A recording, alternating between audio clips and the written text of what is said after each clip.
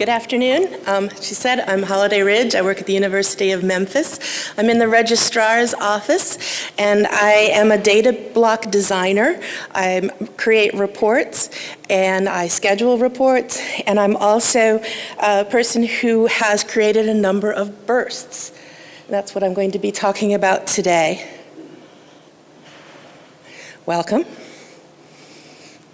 A brief overview of the University of Memphis. There are 20,000 students. There are about 1,400 full-time staff.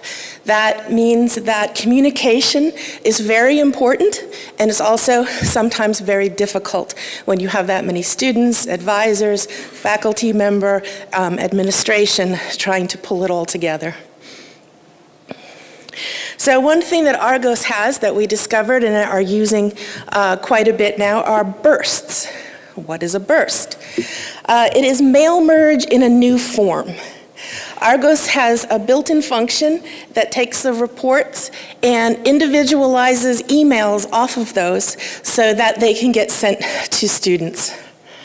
You remember mail merge from WordPerfect days and Word, where you would have a list of addresses and names, and then you'd put it into a standardized letter, and then it would get sent off to Dear Jane, here's your standardized letter. This is exactly the same thing, only on steroids. So why would we want to use this process? Well, it creates a personalized email, which is very important, especially for students and for all of us. We don't want spam email. If we need to know something, we need to know it. So we need a specific situation where we say, hey, you have, say, a hold on your account. That kind of thing. So it goes to a particular student at a particular time. It comes from a specific office or a specific person, so that when you get the email, you know that it's a real email. It's not just some random, hey, let's have some fun. And it's a great thing to reduce a burden on the students, because when you have, for example, a hold on your account, what do? Where do you go? Well, this says, Dear Jane, you have a hold on your account. This is what you need to do to remove this hold so that you can actually register. And that really helps us as staff quite a bit as well, because we don't have to answer phone calls. Hey, how do I get rid of my hold? Hey, how do I get rid of my hold? How do I get rid of my hold? No, all of that's done through email, and they know and they can have a process and do it on their own. So in this day and age, everybody texts. Why would we send an email when we should be texting these kids, right? Well, we have a university email, and our students are trained that that's where all the important information goes. And there's been a study done at Bowling Green University in 2016 that says that 85% of students actually do check their email daily. So email really does work, and at our institution we have noticed that the students do read their email. They do get their problems solved without our intervention nearly as much, and that's been very helpful to us. As I said, it's been very helpful. What have we been able to accomplish? Well, talking, like I said, from the registrar's point of view, for example, we have the retention issue. Everybody wants to keep kids in school.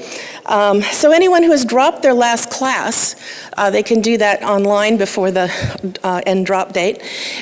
We wouldn't necessarily know that they've dropped all their courses, but this burst comes along and sends an email to a student who's dropped their last class within 24 hours of dropping it, saying, hey, we need to talk to you.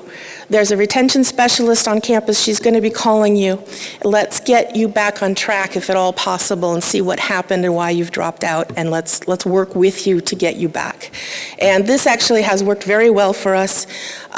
We've had, I call it a 20% response rate, where a student has actually come back in some form. Either they've come back that semester, they've re-enrolled, they've come back in a future semester, but they've come back in some fashion, which I think is great, because before that we had nothing with that. Okay, so how do we create one of these bursts in Argos? I'll give you just a brief overview of that. First of all, you need to create an Argos query, which you do pretty much everywhere to create your report. And that gives you your population. So you need to think about, who do I need to send it to? What kind of information do they need to know? And they can bring it all together in the Argos query to create the report. From that report, then the burst is created. You add an email. Of course, you need to know what to say in it. There is HTML capabilities in this email, which is also wonderful for us because we can say things like, oh, well, you need to go talk to this office, and then you can click on that and you can get the information about that office right there in the email itself. Once you have your email and you have your population, you schedule it to run when you want to run it. And that actually brings up an important point of determining a trigger. You don't want to get a student to get the same email every day for a week. That would be bad. You want them to get it once. So we have a number of triggers that we use, and that's something you could consider in your office as well. For example, our midterm grades, we only want them sent out once a term. The trigger for that is actually physically me pressing the button saying, send out these emails. More often we have the date time stamp on, well, we're a banner school, so we have dates time on things that happen are put into banner. So if a student drops out today or their last class, we have a date time stamp. We send out the email the next day. The following day, it's been more than 24 hours, they don't get the email twice. That's very useful.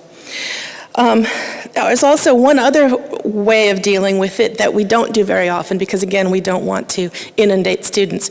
But the veterans area has some very specific requirements through the government, and if a student hasn't fulfilled that requirement, they put in a code directly into Banner so that gets picked up by the burst every day and gets sent out, saying, you need to come to the office, you need to do something, you need to do something. Then when the student fulfills that request, the staff member removes the code and they don't get the email anymore. Like I said, that's an unusual situation, but it's certainly something you can set up and do, and it's useful when it's needed. So at the University of Memphis, how did we get these bursts and what happened? Well, we discovered that Argos had this capability, and people started saying, oh, well, what can we do with it? So as a university, we came together and created a process improvement team to look at this function and how it could work for us. And we came up with a myriad examples of this kind of communication that we really want to send out. We are in the process of creating more.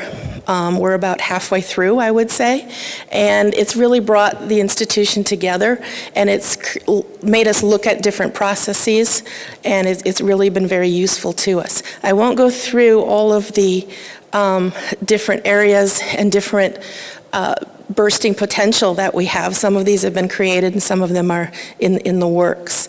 But you can see here that different offices have different reasons for having them, and that the ones that we've created have been very useful. Admissions, again, I talked about the holds. Scholarship office, the commencement office, they don't have lines out their door about name changes anymore, because when they file an intent to graduate, that's the trigger for them to get an email saying, here's your name and banner. If you want it different than that, you need to talk to the registrar's office, get your name fixed before you graduate. And therefore, they have lots of time to fix that. They don't have to come in 2 weeks before graduation and say, uh-oh, you have my name wrong. And that's really smoothed out the whole process. Academic innovations, of course, they are innovative, and they want all kinds of bursts. And some of these have come to pass, and some of them we're still working on. As I said, when from the registrar's office, we've really had a big push to create bursts, and they've been very useful for us. For example, missing grades. This isn't all just to students, it can be to faculty as well. When grades are due, and we send out a burst every couple of hours that's to the specific individual who has a student with a missing grade, and say, hey, you haven't put a grade in yet. It was due 2 hours ago. Hey, you haven't put a grade in. It was due 4 hours ago. And that really brings it to their attention and that they get things in faster. And then the Bursar Financial Aid Office, of course, there's always numbers, there's always things that students need to do in a timely fashion, and that's been very useful to them as well. So we really appreciate the burst function as an entire institution, and I think that it would be good for you as well. Thank you very much.